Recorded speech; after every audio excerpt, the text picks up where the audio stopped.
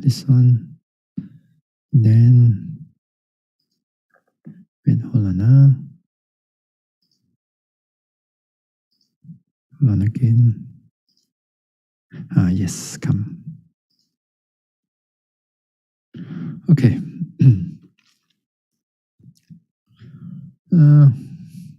View, focus. Okay. Now, here the first question, it was sent by somebody, and Sister Hun Ling asked a certain question. When the fish opened its mouth, the horrid and offensive smell spread all around. The king then asked the Buddha why such a beautiful fish should have a horrid and offensive smell. To the king and the audience, the Buddha explained, "O king, during the time of Kassapa Buddha, there was a very learned bhikkhu who taught the Dhamma to others. Because of that good deed, he was reborn in another existence. Even as a fish, he was endowed with golden body. But that bhikkhu was very greedy, proud, and very contemptuous of others. He also disregarded the discipline and abused other bhikkhus. For these evil deeds, he was reborn in a Niraya, and now he has become a beautiful fish with a mouth that stings."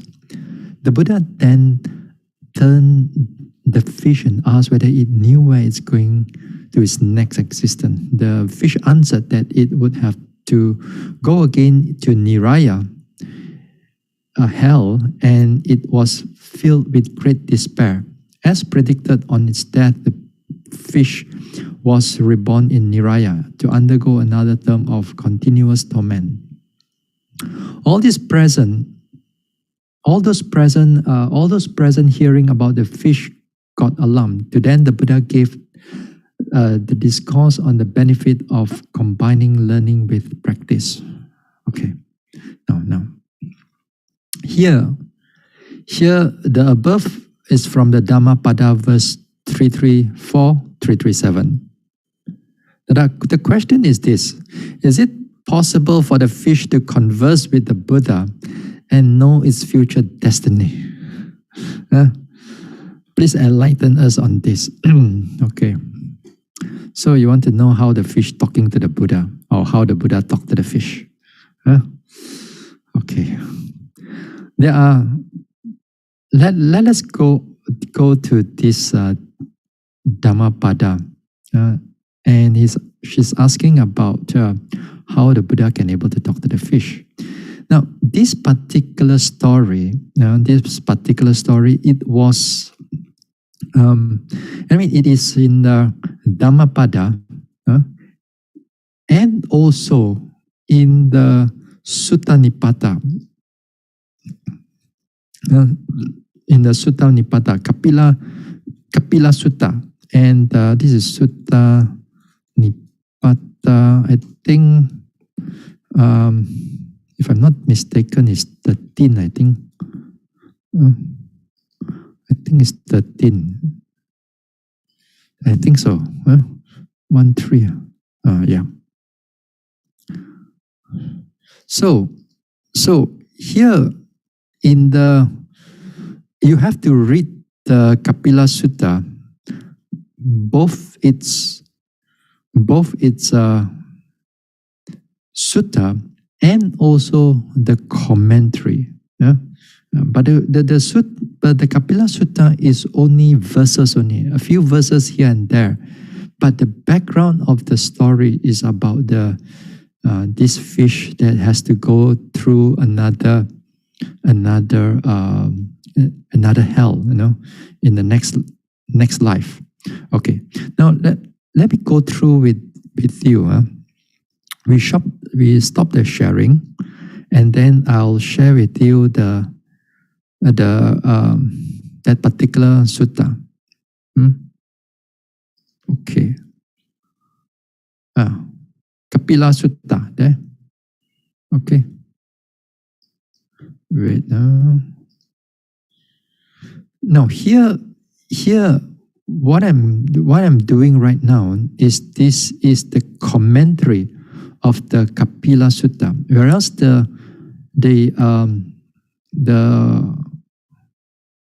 what we call the actual sutta, is the righteous conduct here. Righteous conduct. There. Dhammacharyas. This is not the one. Where did I put already this one? I know it's somewhere. No, wait. I go back again. Let me go back. Hold on. Righteous conduct. Kapila Sutta. Where is this righteous conduct? There you are.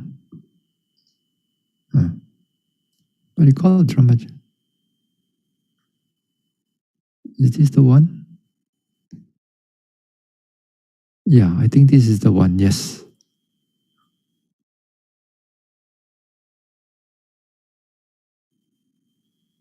I think this is the one.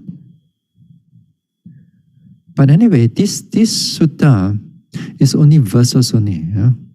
It's only verses only. But the commentary gave a lot of background understanding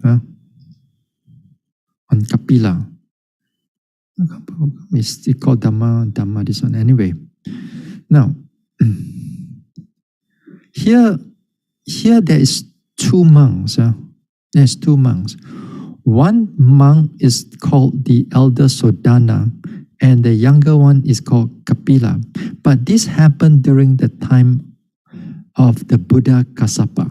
The one Buddha before the Gautama Buddha. So if you want to read, you go through it.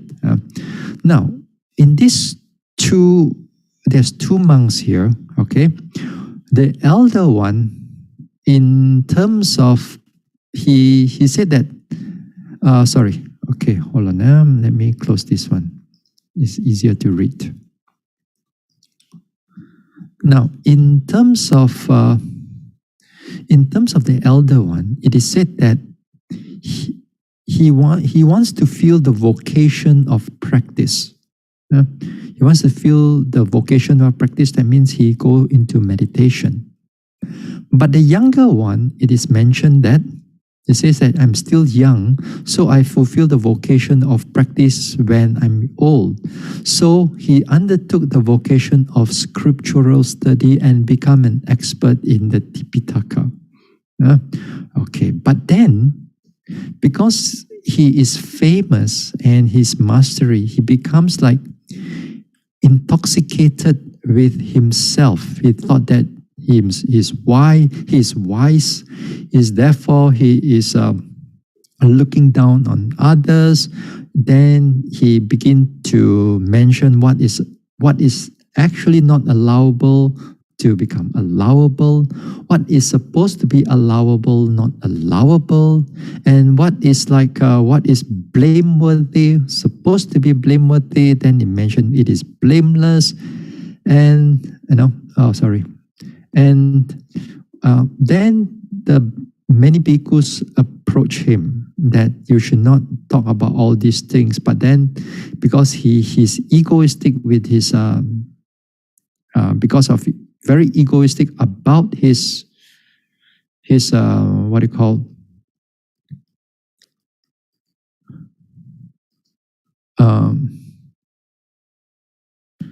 because of his what do you call, because of his ego, all right. Because of his ego, then he looked down upon others. What do you know? You are like an empty fist. Of course. Then after that, the brother tried to admonish the younger brother, but the younger brother does not listen. Does not listen. Now, then okay. So after that the elder brother passed away, and because the elder brother passed away, and he attained arahantship, and he attains his final nibbana. But then this Kapila, he initiated the decline of the teaching and died and reborn in the great hell called Avicii. Avicii is one of the, I think it's the lowest hell, his mother and sister also following example because they reviled and abused well-behaved bhikkhus. So all of those three of them were born in hell. Yeah. Now, there again, now, so after this time,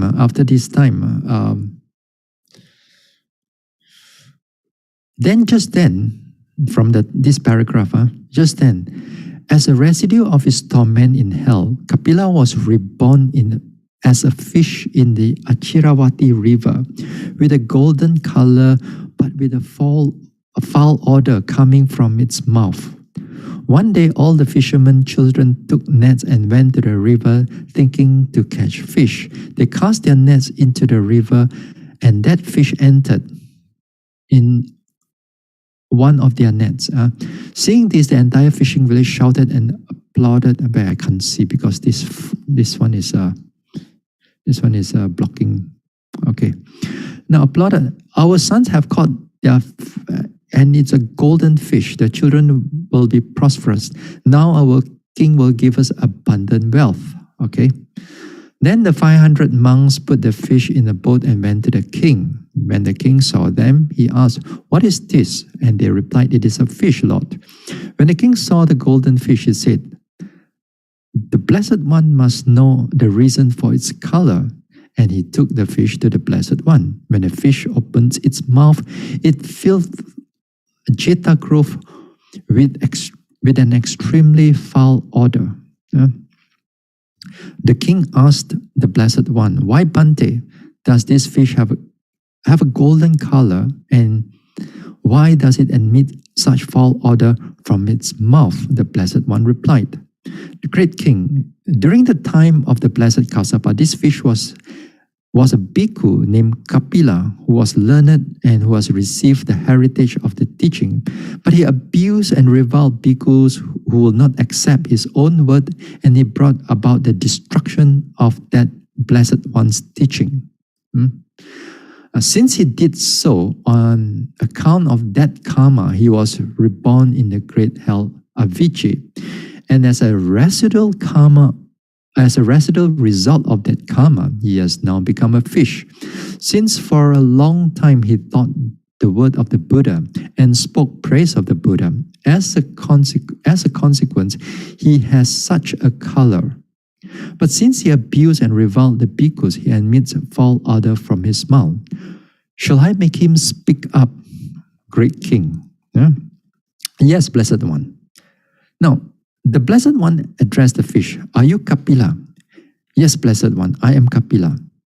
"From where have you come?" From the great hell Avicii, Blessed One." "Where has Sodana gone?" He attained the final Nibbana, Blessed One." Sodana is the brother, the elder brother who is an Arahant, who was an Arahant. "Where has Sadani gone?" She was reborn in hell, Blessed One." I think Sadani is the mother." "Where has Tapana gone?" "Tapana is the sister. She was born in the great hell, Blessed One." "Where will you go now?" "To the great hell, Blessed One." Immediately he was overcome by remorse, struck the boat with his head, died and reborn in the great hell. The multitude was stirred by the sense of urgency, and their hair stood up in terror. Then the Blessed One spoke this discourse, teaching the Dhamma in a way suitable for the occasion to the assembly of lay people and monastic present. Okay, all right, good.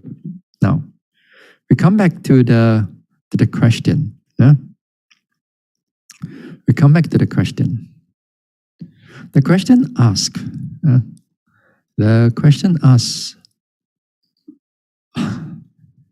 Is it possible the fish to converse with the Buddha and know its future destiny? There are two parts here. This is from Brother Quek, not from Hoon Ling, Brother Quek.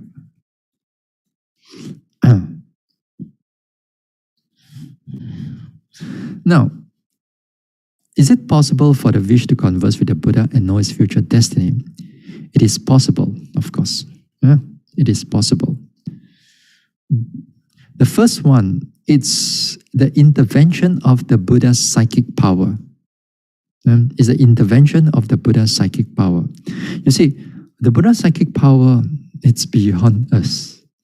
He can do whatever he wants, and he can make that as if like other people also able to hear the conversation that is happening. We do not have those ability, but this one belongs to the Buddha. But of course, any one of you able to hear what an animal is talking, you also will have a sense of urgency,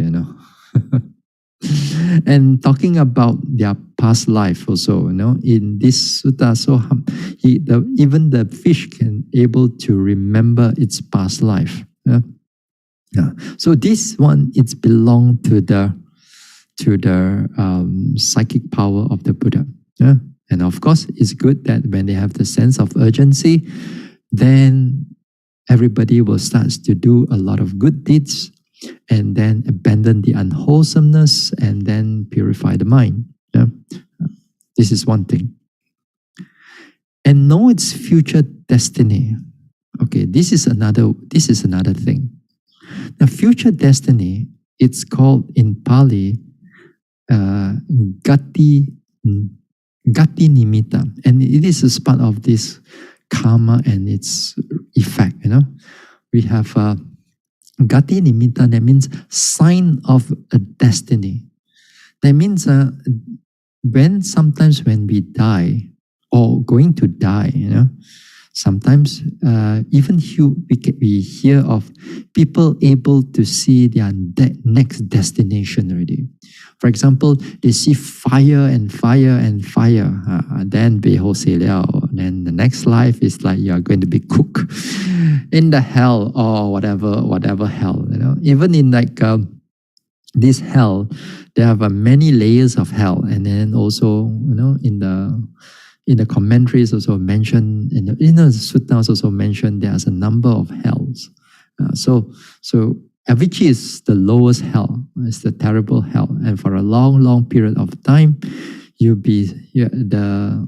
beings will suffer there for a long period of time. So even sometimes humans also, even in the present time, also we could able to see. For some people, they can able to see this type of fire and this type of torture and so on before they pass away. And this type of destiny is a terrible death. It's a terrible death. So one can know the destiny. Sometimes we die. It may not be a destiny, but it's a kind of like an action that he may perform, so sometimes, like for example, he's a butcher, pig butcher. He kills and he slaughters pigs. But when he dies, almost when he's dying, he acts like a pig. He act like a pig. He suffer like a pig. He wail like a pig.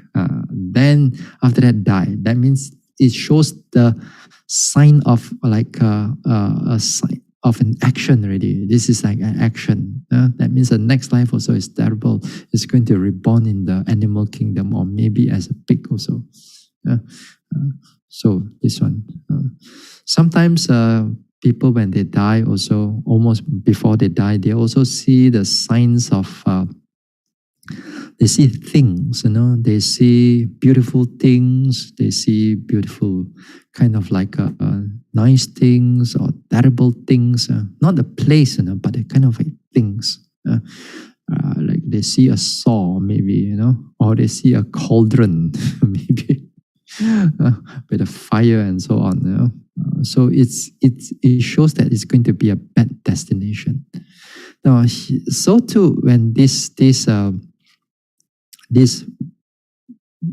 fish, when about to die, and then he able to see that he's going to reborn in the woeful states again.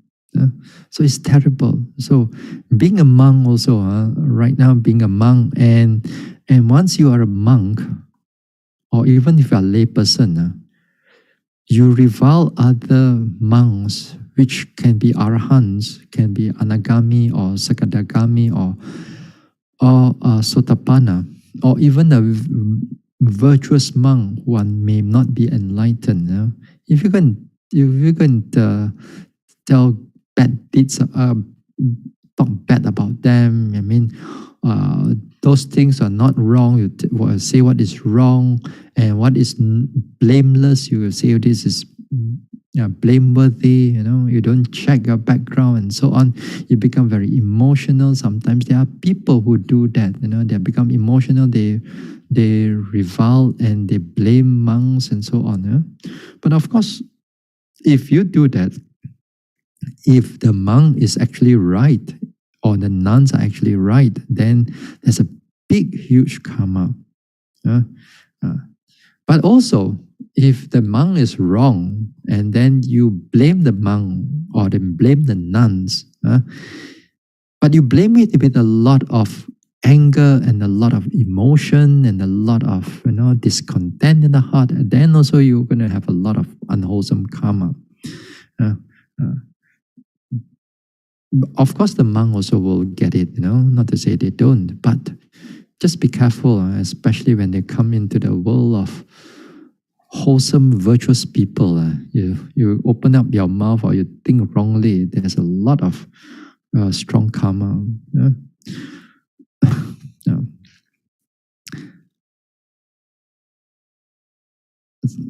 Okay. This one is quite straightforward. Quite straightforward. This is because the Buddha have a psychic power, and this is the future destiny. Is called the sign of karma. All right, not too difficult. Not too difficult. Okay, question 2. Now, this question 2, it's also a kind of a question. Usually I do not want to answer. Not because I do not know how to answer. Anyway, I'll answer this also. One of the things is that, let's read through first. In the book, Footpath Through the Wild Mists of Mount Illusion, Bhante Sujiva wrote, time from processes is twofold. Time from the processes is twofold, mental and material. Also mention material time and consciousness time. Now, here the bracket one is the one that I put in reference of contiguity condition of samanantara pachaya. Bhante, please explain. Thank you. You understand what he's talking?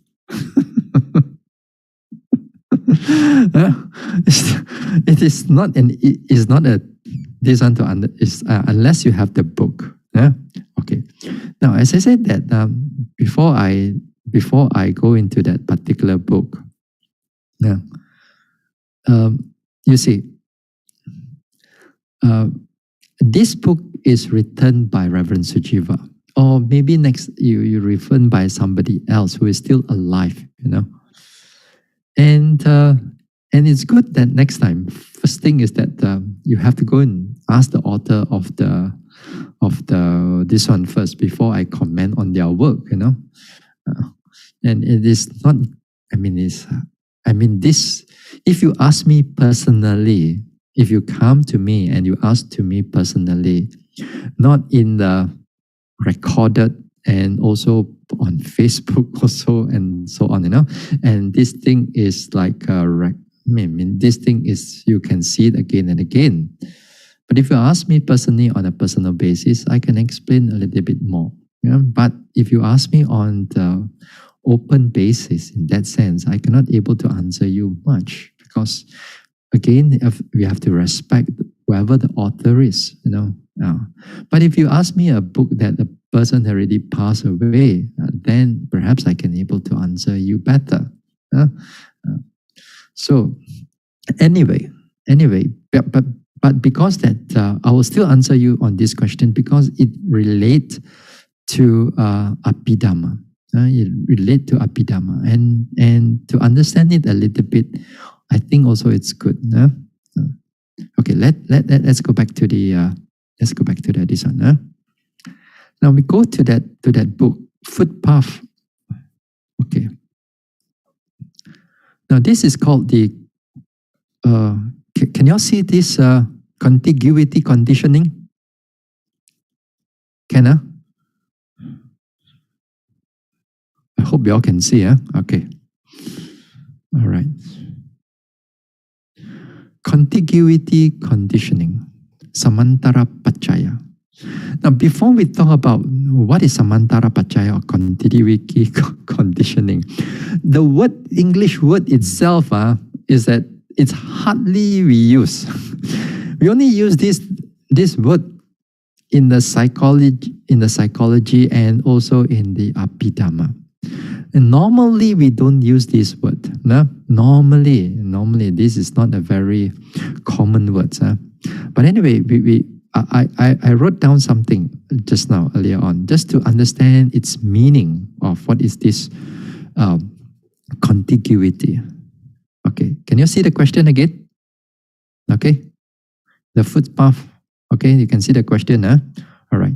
Now, the contiguity means this. Okay.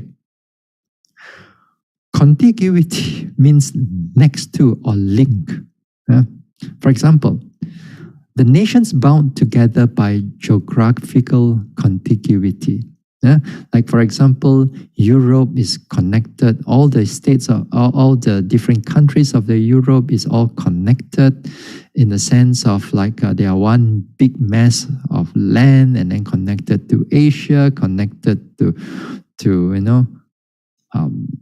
Turkey, connected to this and that. All connected, bound together by geographic contiguity. The north wing of the house is immediate contiguity to the kitchen. This one is easier to understand. Your north wing of that house is immediately next to the kitchen. Contiguity. Now understand the English a little bit? Okay. Because this word we hardly use this word. Now let us go back to the sharing again on this one again. Now this is from the Reverend Sujiva's book. Okay, X and Y here. You see, this is under 24 conditioning. Let me go back. Let me show you a little bit. This is what we call 24 conditioning. 24 conditioning is one of the most difficult understanding in Abhidhamma. It's one of the most difficult subject in Abhidhamma. I also do not know most of them. I only know tampo here and there only, a little bit here, a little bit there only. You ask me on these things, I'm not in that area. Okay, but I talk about conditioning a lot during in the Dhamma talk, but I don't go into what type of conditioning, this type of conditioning, because this one, it will make a lot of sometimes the whole Dhamma talk become even more difficult for you. The Dhamma talk sometimes is a bit difficult already. I don't want to go and add in more things for you. Anyway, so there are these 24 types of conditional relationship, and we can understand it a lot. And then this is under contiguity conditioning. It's number 5, Samanantara Paccaya. Okay, now we go back to this one. The question is asked about the contiguity conditioning. Right? Let us go back to that number 4, proximity. Okay, conditioning. All right. Let me small it a bit. Okay. Now, X here and Y here. What is X? When you talk about conditioning Paccaya, we learn about two things. Conditioning state, which is X. Y is conditioned state. What it means is that, this. For example, that day on Monday, or on Monday or Wednesday, I talk about this thing. Or last week perhaps, when you listen, when you hear something, when you hear something which is unpleasant to you, and then that hearing goes in, unpleasant feelings arises. Unpleasant feeling arises, then the ill will arises, the anger arises, right? So we look at this as conditioning. Okay, we look at this as conditioning.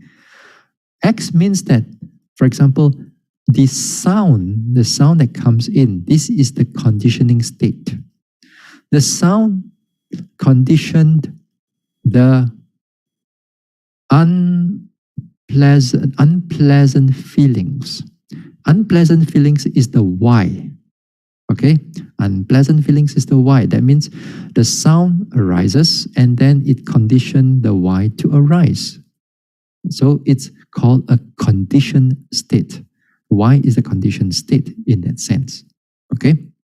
Now, then from that unpleasant feeling, then it arises ill will. It arises anger. Now the unpleasant feelings now becomes the X already. It becomes the conditioning already. It becomes the conditioning to arouse the Y. That means arouse the ill will to arise. Okay? So this is what we mean here. When we talk about conditioning, this is a simple understanding of its conditioning. But when it comes into understanding the Abhidhamma, it is more complex. But generally, if you look at this, it is one of the way how we look at anatta. Okay. Now, what is this contiguity conditioning?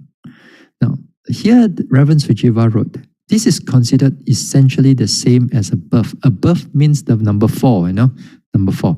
But distinguished in the nature of how the process runs. For example, which consciousness come after which? Which consciousness come after which? What is next to a consciousness? For example, the path consciousness condition the friction consciousness by way of contiguity. Okay? The path consciousness, we look at that before already in the past. That when we talk about the enlightenment, we say that the path and friction consciousness, they are next to each other. So once you have that path consciousness, the friction consciousness will arise also. It can never stop. You cannot say, okay, I arouse this path consciousness already, but I don't want the friction consciousness. It cannot. It has to go. It has to flow already. That thing, that process has to flow already. It cannot stop halfway one. Understand or not? It cannot stop halfway. It has to flow. So for example, the next another, this one is that, or the mind adverting consciousness condition the first impulsion consciousness by contiguity. Now, this is maro avajjana citta. So condition the first impulsion. The impulsion here in Pali is javana. Here, that means when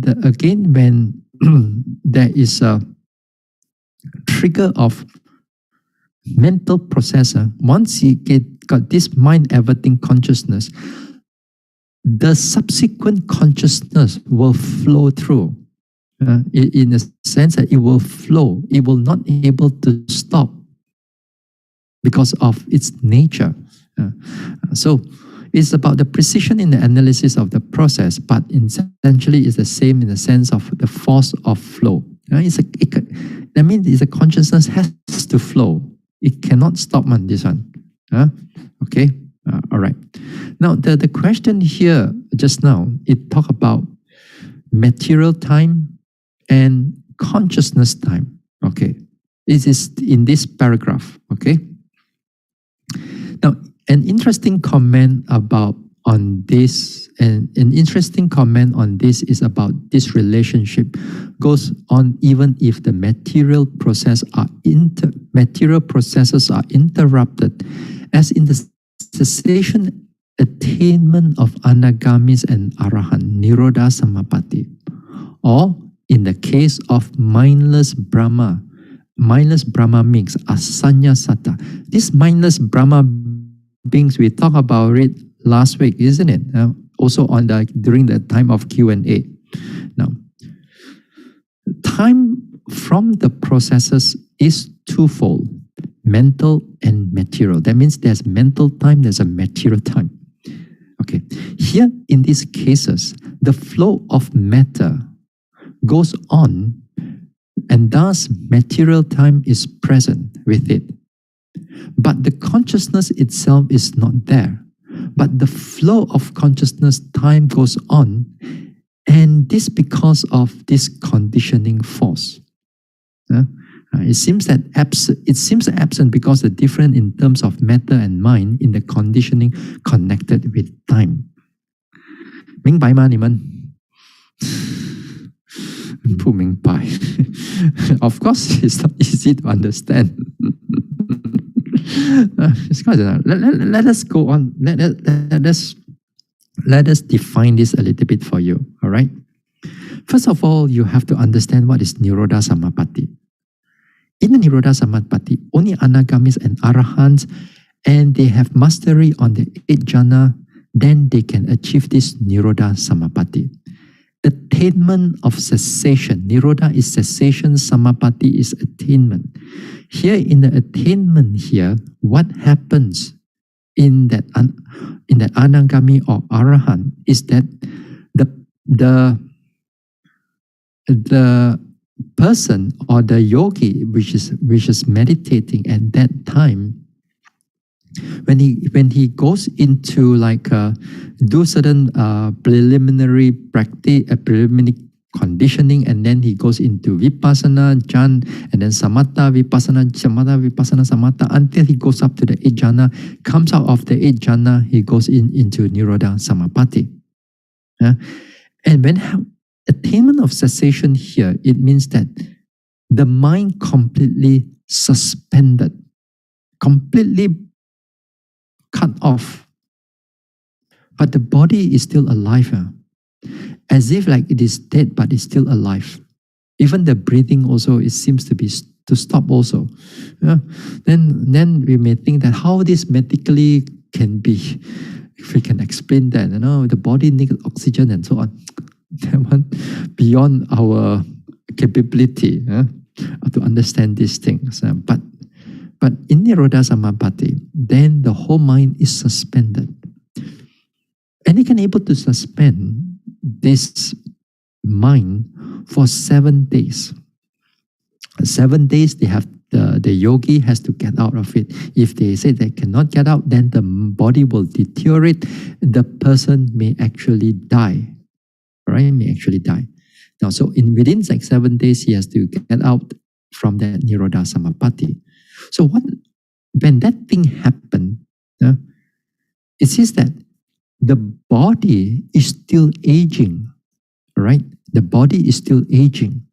Then that is to say, material time, inverted comma, material time is still going on. Yeah? The body is still aging. But for the consciousness, it's all totally blank and suspended. It's actually like go shut down off completely. So in that sense, consciousness is like the consciousness time is different. It's totally different right now because there's no time for this consciousness. There's no time. It's different. The body is still alive, but the mind is not alive in that sense. So there are two different material time, this time. Okay? Now, but then you see, the mind after 7 days, let's say, the mind can still wake up again. How could it like disappear completely? Then 7 days later, he can able to wake up. Because the mind able to wake up in that sense, because of this called contiguity of consciousness. It's a conditioning force. That means although the consciousness is disappeared, but he's still able to awake from it. If not, if the mind stop, maybe completely stop already. So too, it is what we call contiguity. What is being mentioned here? Anagami and Arahants. Okay. Now, in the mindless Brahma, this one, as I said last week, usually there's no, in the Brahma planes of existence. In the Brahma planes of existence, there is no enlightened beings who are reborn there. Last week I said they attain the fourth jhana. I mean, before they come into this Brahma, mindless Brahma realm, before they come into this realm, when they were practicing one life before it, then that time they go into the fourth jhana and they're able to master the fourth jhana. With that fourth jhana, after they come out of that fourth jhana, they completely remove the mind. And they completely remove the mind. Then with that completely remove the mind, they also suspend the mind for a while. But they are not really in the sense of like everything is off. Now, let's say then they pass away. They are reborn in this mindless Brahma or Asanya Satta. During this time, for 500 eons, 500 great eons, I think so, Mahakapa. I think for 500 Mahakapa, their mind is totally suspended, only with a body, but without a mind. But then after that 500 Mahakapa, mind arises again. The moment the mind arises again, they disappear from that realm and they will reborn in other realms that have mind and body. It can be another Brahma realm or in the lower, in the Deva realm. Okay? Now, for 500 Mahakapa, for a very, very long time, the whole mind is totally suspended. Nothing. But then when they come back again, all the consciousness arises again and all the defilements will still come up again, That means their samsara is carried on. But for the Arahant and Anagami, especially for the Arahant, once they pass away, there's no contiguity, there's no next life, in that sense. There's no next life. But for mindless Brahma, they still reborn. So that time, the whole consciousness is totally blank, zero, nothing. So they are still able to flow in that sense. Okay? Oh, this one is so difficult to understand. But this is what it meant by the twofold. But if you want to know more, okay, please go and ask Reverend Sujiva. He's still alive. Then you can ask him about this. That would be a better answer rather than me giving somebody else explanation. You better get from the horse's mouth, so to speak. Okay.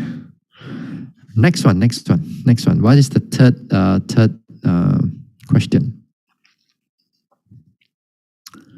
All right, third question. Third question is not so difficult because you want to know in a more simple way. Anatta is not easily understood. Can Bhante explain this in a simple way? Okay.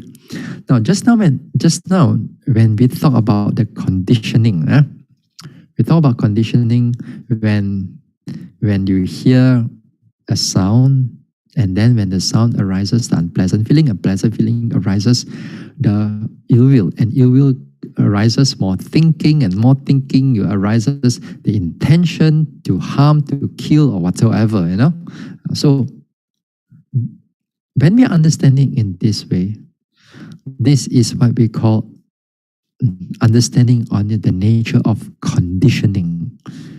When you see nature of conditioning, then you must reflect that this is anatta. Yeah? This is anatta. This is non-self.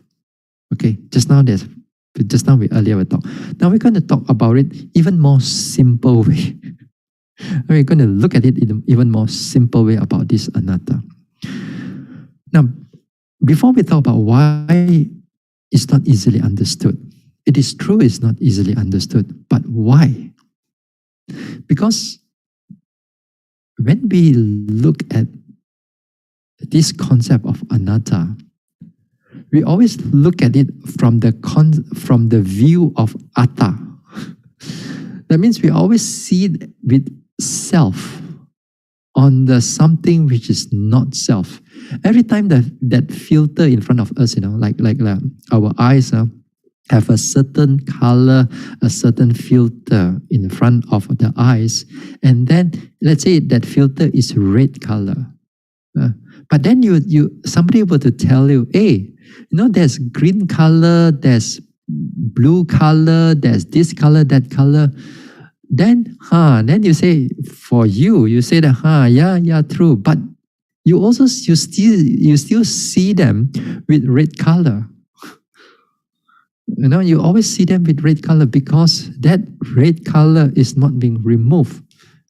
What I'm trying to say is that when you try to understand the nature of anatta, you always, because of that, atta is still inside us and very strongly holding on to our mind, then it's very difficult for us to understand the nature of anatta.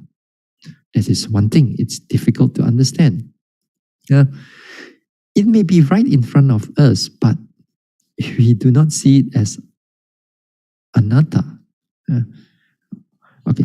Now, in order for us to see anatta in our everyday life, and hopefully with this understanding, you can do it in your everyday life, and then you reflect on things as anatta, or anicca, or as dukkha. Anicca, dukkha is more easier for us to see, but anatta is difficult because of the sense of that I is difficult. You always took from, as I said, it's difficult, but it can be done. It can be done. Now, there are two principles here when you want to understand what is anatta. There are two principles here. The first principle is that you understand through conditioning. This is one thing, conditioning. Number two is that you understand it as without control. That not I am in control. This is not in your control. Not in your control. Okay. Now, let us look at this things a little bit more easier for us. Okay. Let me see. Now, sometimes you go to the doctor. You go to the doctor. Then the doctor come out with a hammer, and then they ask you to lift up your leg, put it there, and then knock onto your knee, and then your leg come up. Your leg come up, right? Your leg come up. Then you say, next time you ask a friend or you ask somebody, your family members to you do it the same way. Just do something, and then you tell yourself, I'm not going to move my leg. I'm not going to move. I don't want to move the leg. And then you go and knock and see whether the leg still move or not. It will still move. Next time you go and experiment it yourself, it will still move. You cannot control. Then that simple example is an anatta. You cannot control. It's not yours you cannot control. because it's part of the conditioning. And there's knocking there. It's not you that are able to control, right? Now take another example. Yeah. COVID. Yes, this is a favorite. This one. Yeah. You go outside. You wear all your masks and everything. Wonderful, good. But you still come back with COVID. Mana like that, no? How like that? I thought I protect myself. This one, I wash my hand. I don't go near people, but still I come back with COVID. You know, there's some cases are like that. Can you control? Because we don't see it in this way, because we always have self in front of us. We blame somebody, we blame this, we blame that, we blame ourselves, we blame this and that. But we don't see it as you are not in your control. You can able to cover up everything and so on, you know. But then it still affect you. Right? Another one. Say a cancer. Again, it's also the same thing. When you look at your friends on you look at yourself on you look at your loved ones, then the cancer arises. Then we always talk about, perhaps our bad karma, because maybe we do something like that fish, like question number 1, like that. You know, we go and talk bad about people and so on. Now this life we're gonna cancer. But in this life, before you get all this cancer, you are very attached to all kinds of supplements, food, good food, proper food. You don't eat outside. You cook with the best ingredient, the most wholesome ingredient. You cook everything, and then you got this supplement, that supplement, and whatever people say that this is good. You also buy that one good. You also buy everything you have, from head hair right down to the toes there. Everything is all covered with all your supplement. But then still, the cancer comes in. Because when the cancer comes in, then we blame ourselves. Then we look at it, we didn't do enough, I didn't do my terrible, I don't know what I've done, and so on. And then you go into depression, you go into this and so on. Anxiety and fear and all these things. Why? Because you look at all those things as self. Everything is covered.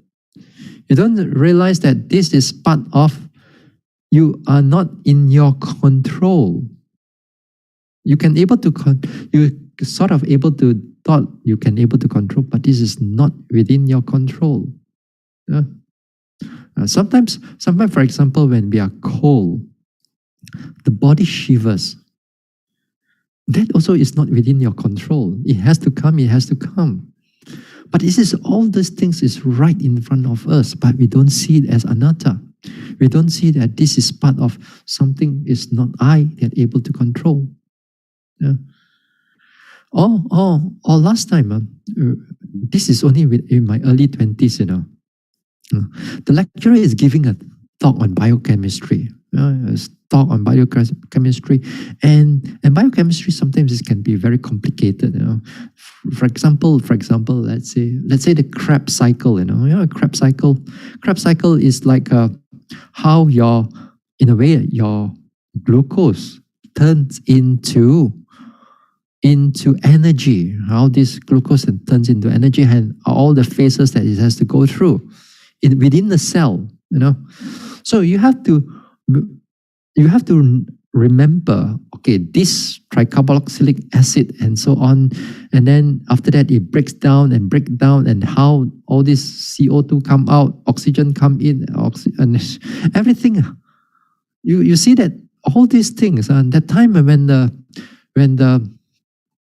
lecturer is talking, me sitting there, I already know that all this not within the control. These are all conditioning. The whole process of conditioning is right in front of me. And that time, I already reflect those things as anatta already. Although I don't understand much of what the lecturer is talking, but I understand that is anatta. Yeah. We understand that those things are anatta. Yeah. So too, like for example, we talk about process. Sometimes you say that okay, when you draw a diagram, this one you do this, and then after you do this, and you do this, and after you do that. These are all called conditioning. Yeah? When you see this conditioning next time, then this is you reflect those things as anatta. It's not. It is go on because there's a conditioning state, and a conditioned state. That means one affect the other will affect another, affect another, affect another, affect another, affect another. So when you look at life in that way, in these simple things that what we are going just now, what I've said, you begin to see things as anatta. Then if you are reflecting about karma, when you talk about karma, that when you talk about, oh, this is the past life, because of this past life, then right now I'm rich or I'm poor.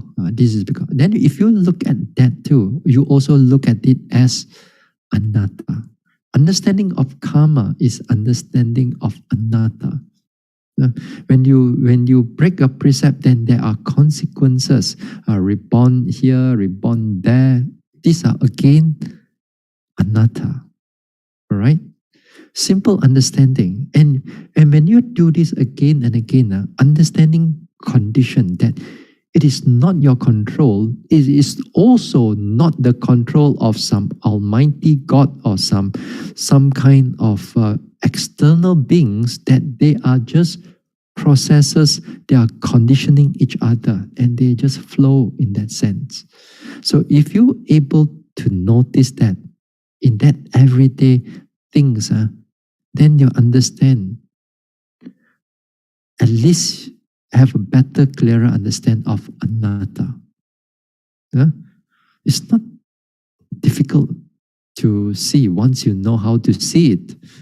It's just that you have to break that self, that at least you have to open up a window, to see through into a bit of this anatta. Now the anatta becomes more clear, especially when you are in the vipassana. Then it goes into a deeper anatta that, let's say, I talked about earlier on, when you hear the sound, the unpleasant feelings arises, then ill will or anger arises, and then thinking arises. Those things you can able to notice in the vipassana, not in the samatha. And when you notice things as conditioning, then they are also, you see them as anatta, cause and effect. All right? Simple, isn't it? Not that difficult, not that difficult. But the reflection is not that difficult, but the seeing it now, next time we are actually doing the vipassana, seeing it is one of the most difficult. The hindrances one, the one that I talk, is one of the most difficult for us to understand. When especially in terms of Dhammanupassana. Not as easy, but it can be done. Okay. Okay, last question. There are two questions here. Not too difficult to answer. Okay. Some of us are in the daily habit of asking for forgiveness. Some mistakes are big, serious, and we repeatedly asking for forgiveness and feel good afterwards. We are also told not to keep regretting. We should sincerely feel bad and resolve not to repeat the mistakes, let go and move forward. Okay, question 1. Can the daily habit of keep repeating the mistakes and asking forgiveness creates a negative, unwholesome register in the mind, and we may carry until our chutti citta or death consciousness, which can cause unfavorable rebirth? Next question. What are the proper positive ways asking forgiveness from the Buddha, Dhamma, Sangha, our parents and dear ones. Okay, let's say look at number one. Now, first question is this. If you are keep repeating the same mistake and asking for forgiveness, that means you are not really asking for forgiveness. You are not honest and you are not sincere and you are not feeling that is something wrong. Yeah. You don't feel that those mistake is something wrong. For example, sometimes for some people, they are in the habit of harsh speech and of course a very rough speech. And every time they get anything that a little bit unpleasant, their speech is terrible. And that speech it's spoken to their loved ones. It could be their mother, it could be their wife, it could be their husband, it could be their children, And every time they open up the mouth, then after that they feel sorry for themselves, that they ask for forgiveness. The next time it happens again and again and again. But then that means they are not really making an effort to change their character, to change that thing. So will it still have unfavorable rebirth? Yes. because of that mistake, because that sometimes they thought that now by asking forgiveness, everything, like everything you just cover up and move on with life. But then the next time happened again, some people thought that by asking for forgiveness, everybody can just let you go and so on, and then you repeat it again. Then people know that you are not that sincere. And you yourself also is not that sincere to yourself. So therefore, you still carry an unwholesome vision because of that mistake. And that if that mistake is a terrible mistake, then of course it will be this one. You will have terrible consequences in this life or in the next life. Yes. So now the question 2, what are the proper or positive ways of asking forgiveness from the Buddha, the Dhamma, the Sangha, and our parents and all the dear ones or the deceased ones? Now here, for example, there are those deceased, and it could be your loved ones that is passed away. It could be your parents. It could be your husband or wife or even children or even friends.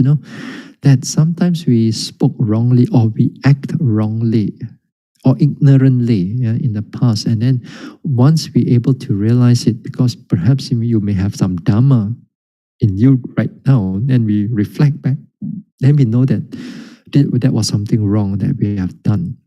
So but then the person has already passed away. So what can we do?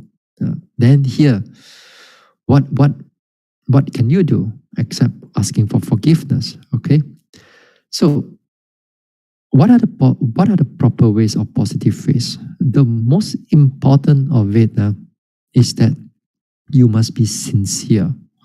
You must be truly sincere that you are when you ask for forgiveness. And when you are truly sincere, the next thing will come in that you will make an effort to stop the unwholesome action or unwholesome speech or unwholesome thoughts. Or you can able to change your thought into a more wholesome way. So there is no what proper special way of reciting or in a Pali or in English. You do it in your own way, but the most important ingredient that you must be sincere and you must be able to amend your ways. You see, in the bhikkhu, in a sangha, every 2 weeks or every day,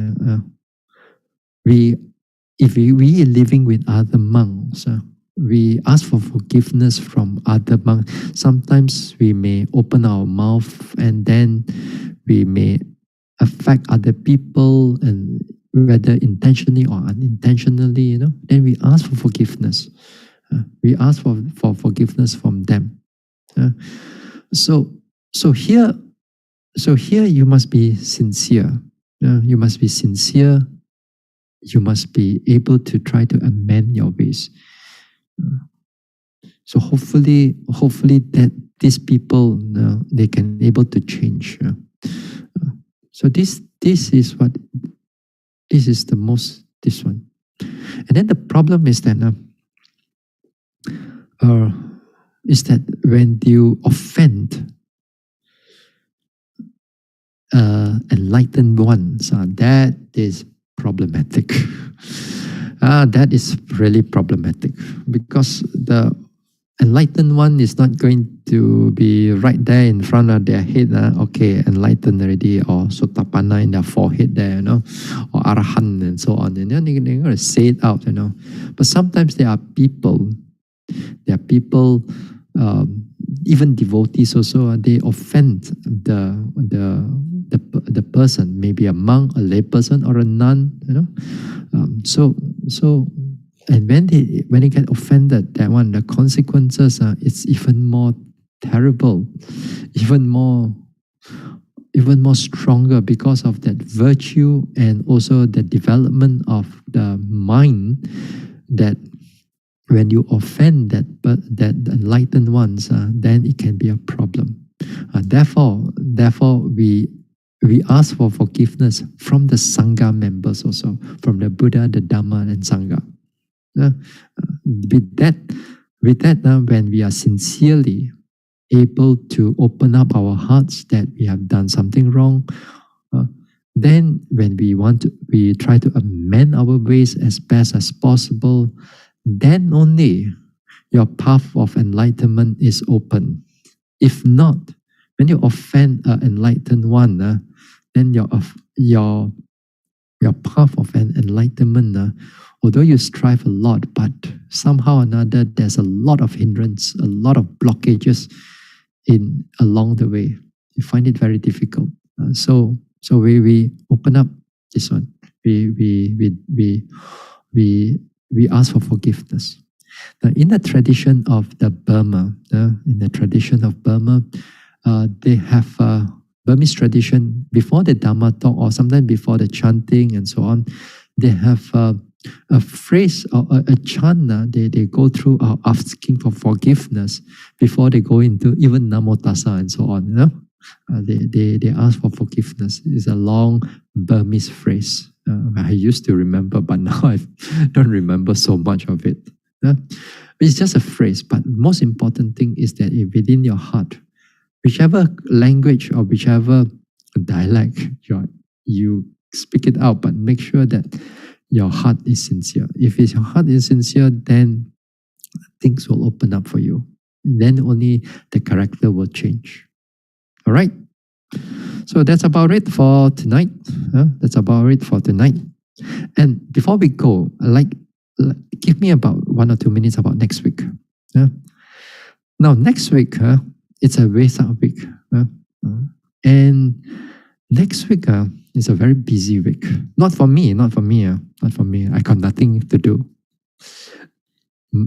So next week, I will give the Dhamma talk on Monday and Friday. Friday, there won't be any Q&A session, but a Dhamma talk.